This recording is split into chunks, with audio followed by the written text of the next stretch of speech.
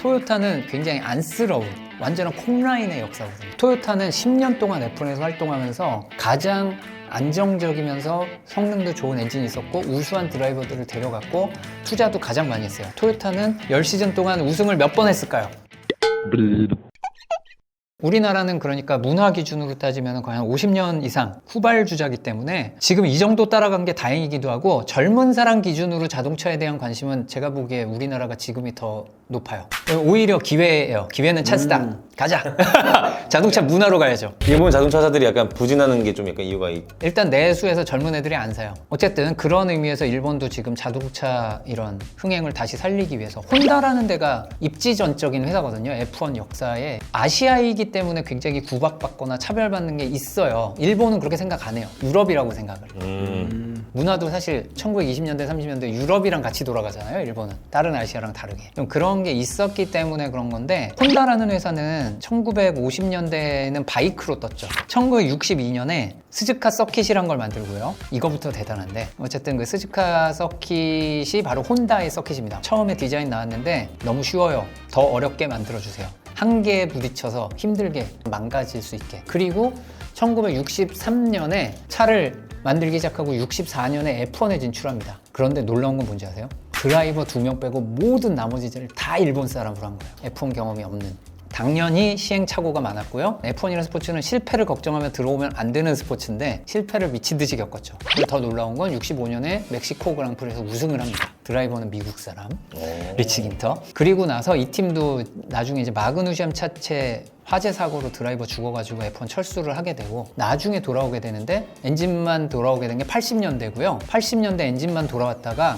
한 명의 드라이버는 일본인 드라이버를 태워요. 그래서 개척자 나카지마라고 나카지마 사토루라는 일본인 드라이버를 태우고 정신적으로는 우리나라 드라이버, 사실은 아니지만 아일턴 세나, 브라질 드라이버인데 일본은 거의 반쯤 자기네 드라이버, 혼다의 드라이버, 혼다의 혼을 가진 드라이버를 하니까 혼다차 개발도 아일턴 세나가 NSX 개발에 참여를 하고 하게 돼요. 어쨌든 그러면서 혼다가 아주 그냥 휩쓸죠. F1을 그냥 다 씹어먹어요. 잘 하다가 잠깐 또 빠져나갔다가 다시 복귀하려고 했는데 두 번째 복귀를 했을 때는 잠깐 하다가 리만 브라더스 때 이제 빠져요. 예, 그 다음에 복귀했던 게 페르난도 알론소가 맥라렌으로 갔을 때 혼다. 그게 그 다음 복귀인데요. 그래서 기대를 한 거죠. 지금 여태까지 다 좋은 것만, 최고만 보여주다가 맥라렌이랑 혼다가 다시 손잡는다. 결합, 최고다 하고 갔더니 GP2 엔진인 거예요. 그러니까 이 등급이 완전히 하나 낮은 수준의 엔진이 나와가지고, 그래서 그 엔진을 그대로 발전시켜가지고 쓰고 있는 엔진이 현재 레드불이 쓰고 있는 엔진이에요. 맥라렌의 손을 떼는 순간 정상급 엔진이 됐어요. 그래서 르노에서 혼다로 엔진 바꾼다고 할 때 걱정한 사람들이 그걸 엄청 걱정했죠. 지금 알핀이 쓰는 르노 엔진보다 훨씬 안 좋았어요. 심지어는 신뢰도도 떨어져서 2경기 1경기 리타이어하고, 그런데 와가지고 잘 된 거예요. 갑자기 너무 잘 돼. 근데 챔피언 되기 직전에 혼다가 철수 선언을 한 거예요. 우리 돈 모자라서 안 한다. 그래서 혼다란 이름이 빠지고 레드불 파워트레인이 됐는데, 그리고 챔피언이 되네? 그래서 다시 돌아온 거예요. 그래서 다시 돌아온 거예요. 그래서 지금은 레드불 파워트레인에 혼다가 네이밍 스폰서십으로 들어와 있는 거예요. 지네 건데, 자기 건데. 어렵네요, 어른들의. 그래서 혼다가 항상 죽서서 개주는 그 전통이 있고요. 죽서서 개주는 혼다는 차라리 낫고, 일본이 이제 F1에 진출한 역사가 굉장히 여러 가지 재밌는 게 많은데, 토요타는 굉장히 안쓰러운 완전한 콩라인의 역사거든요. 토요타는 10년 동안 F1에서 활동하면서 가장 안정적이면서 성능도 좋은 엔진이 있었고 우수한 드라이버들을 데려갔고 투자도 가장 많이 했어요. 토요타는 10시즌 동안 우승을 몇 번 했을까요? 퀴즈. 못하지 않았을까? 콩라인이니까 못했다. 네, 한 번도 못했어요. 2등만 줄기차게 하고 에이 안 해 하고서 때려치우고선 르망 24시간 우승하겠다라고 WEC로 간 거예요. 그리고선 르망 24시간에서 수모를 겪죠. 거기서 돈을 F1만큼 쓰니까 차가 잘 나오죠. 그런데 우승을 못해. 아우디라는 큰 벽이 있네. 근데 아우디가 철수한다는 기쁜 소식이 들려온 거예요. 우린가? 하는데 포르쉐가 들어온대. 같은 집안인데 나가는 게 의미가 없어. 네, 포르쉐가 다 해먹네. 자, 그러다가 정확한 연도는 찾아보세요. 제 숫자는 믿는 거 아닙니다. 2016년인가 이때는 토요타가 WEC 다른 경기에 이제 다 우승을 하는 거예요. 진짜 최고야, 차가. 포르쉐가 밀려. 그게 아주 역사적인 경기예요. 1등으로 계속 달리고 마지막 몇 랩을 남길 때까지 절대로 못 잡아. 포르쉐가 못 잡게 1등을 달리고 있는데, 그래서 그때 토요타 사장부터 해가지고 전부 거기 와가지고 차고에서 우승한다 막 하고 막 1시간 동안 압도적으로 1등이었기 때문에 이 24시간 경기잖아요. 그런데 마지막 랩 시작하기 직전에 갑자기 엔진에 문제가 생겨서 어떻게든 가보려고 하다가 피니시 라인 통과했는데 선 거예요. 한 바퀴 더 돌아오면 우승인데 르망 24시간을 규정상 완주를 할 때 마지막에 돌고 있지 않으면 실격이에요. 등수도 없어요. 2등도 아니에요. 마지막 순간에 난리가 난 거죠. 그래서 포르쉐가 우승해요. 더 놀라운 건 뭔지 아세요? 이제 나중에 결국 우승을 토요타가 하게 되는데 토요타 광고에 이걸 써요. 이 실패가 있어서 우리가 지금 있는 거다.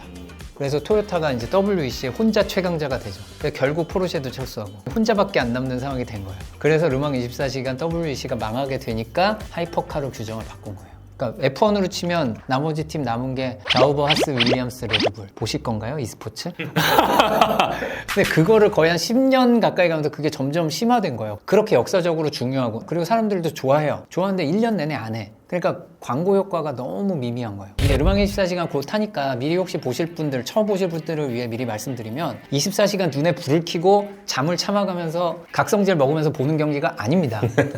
중계진도 자고요. 드라이버도 자고요. 미케닉도 자요. 그게 교대로 해요. 심지어는 관중들도 현장에서 캠핑카를 가져와서 자는 거는 둘째치고 아예 침낭을 가지고 거기 펼치고 자요. 1시간마다 눈만 뜨고 잘 가고 있나? 이러고 보는 거예요. 그렇게 보는 스포츠예요. 왜냐하면 그 경기 한순간 한순간도 중요하겠지만 생활인 거예요, 이거는. 르망 24시간 그 자체가 역사고 이런 관점이 있어야 지난 F1 모나코 그랑프리 같은 것도 재밌게 볼 수 있는 요소가 조금이라도 생기는데 등수, 순위 변화 이거에 눈에 불을 켜고 보면 24시간 경기는 못 봐요.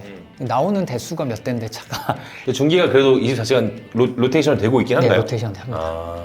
그 가끔은 중계석에 아무도 없어요. 이게 충격적인데 현실입니다. 계속 느낀 게 확실히 이게 문화 차이가 좀 많이 있어가지고 아직 우리나라에서 뭔가 대중화나 그런 거 좀 안 된 것 같긴 한데 이게 그거예요. 거기 순위 변화가 있어서 보나요? 아니면 그거 보면은 갑자기 무슨 없던 카타르시스가 생기고 막 그런 쾌감이 느껴져서 보는 게 아니잖아요.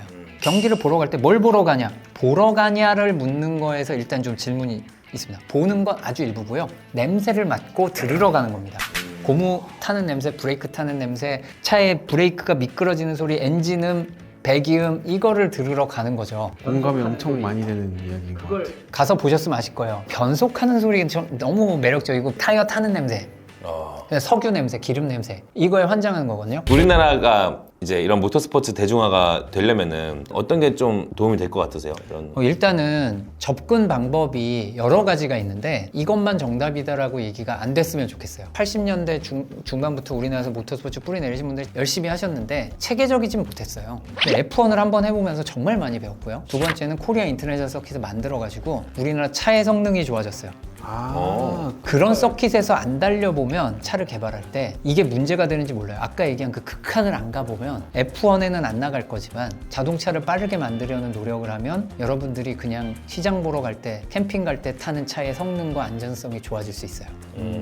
그런 영향은 분명히 있거든요. 다 알게 됐으니까 그 이후에는 훨씬 더 좋은 차가 나오고요. 애니라는 브랜드가 굉장히 이미지가 좋아진 이유 중에 하나가 뭐냐면은 모터스포츠에 투자를 하고 본부를 뉘르부르크링에다 갖다 놨어요. 일단 자세에서 출발점이 다른 거예요. 그리고 모터스포츠 팀 WRC를 하는 팀이나 전문적인 팀들 예를 들면 아까 제가 아우디가 르망 24시간에서 우승을 했어요. 10년 동안 아주 그냥 혼자 다 해먹었어요. 포르쉐가 와서 우승을 했어요 라고 얘기할 때 그러면 그 회사 사람들은 자기네 회사 사람들로 팀을 구성해가지고 자기네 회사에서 키워서 인하우스로 다 했을까요? 라고 여쭤보면 1도 아니에요.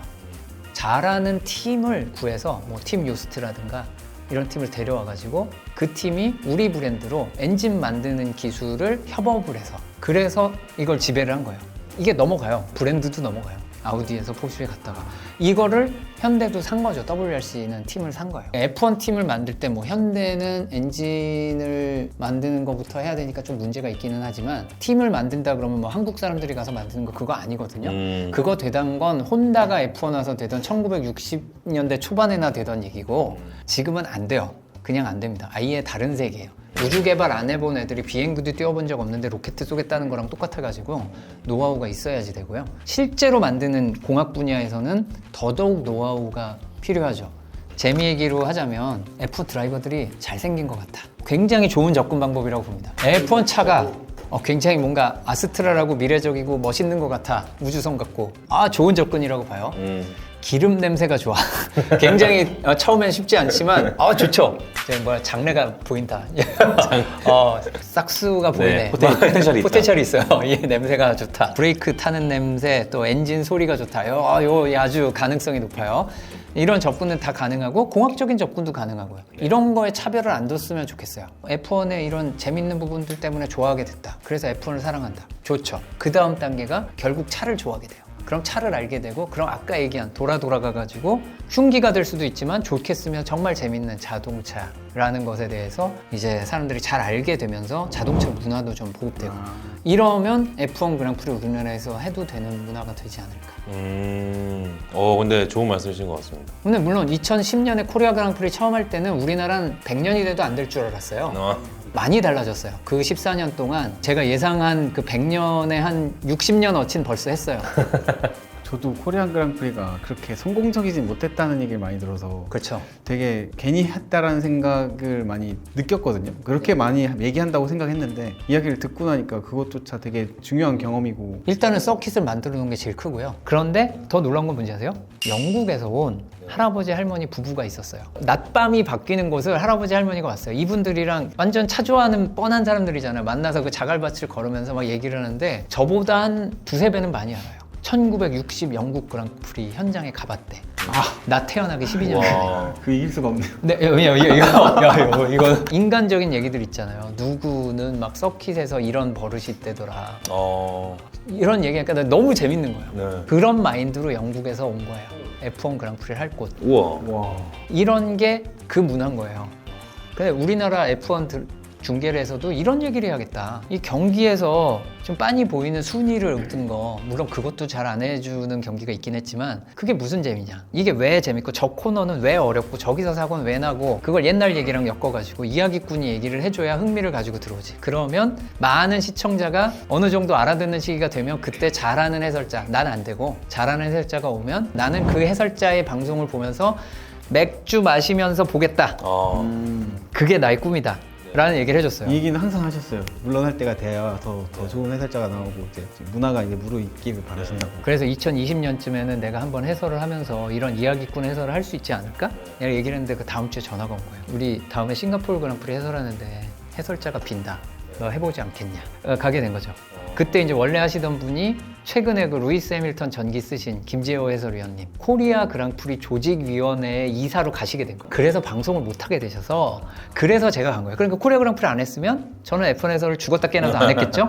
그 김재호 위원님이 많이 도와주셨어요. 캐로님 말씀처럼 저도 확실히 이런 스포츠 이런 거는 저희한테 오늘 역사 얘기해 주신 것처럼 그 배경이나 스토리를 아는 게 이거에 대한 매력을, 몰입을 더 높이는 거라고 생각하기 때문에 되게 저는 공감이 많이 됩니다. 그러니까 이게 말하자면 스포츠에서의 공학 그 자체인데, 공학적인 거나 기계적인 거를 기꿀해서 재밌게 이걸 만들어 보자 하면은 이게 재밌는데, 무슨 공학 개론 책 펴시고요, 1페이지 공식부터 보시고요, 누가 보겠습니까? 네. 그걸 재밌게 사람들 흥미를 끌고 나서 그럼 사람들이 알아서 볼걸요? 그리고 그걸 공식을 보면서 재밌다 그럴 날이 올 거예요. 그래서 사실은 이제 오늘 이 자리가 의도가 그거긴 했거든요. 숫자부터 하는 게 아니라 우리 이렇게 재밌는 스포츠를 이제 소개해주고 싶고, 이런 자동차를 풍동 실험하는 거를 어떤 식으로 하는가를 한번 보여드리고 싶어서 그런 시간을 제가 한 번 더 마련해도 괜찮으실까요? 물론이죠. 사실 그 공기역학 얘기가 두렵기는 해요. 왜냐하면은 제가 공학자가 아니에요. 공기역학 책을 쓰기는 했지만 거기도 서문에 맨 앞에다가 써놨습니다. 저 공학자 아니고요.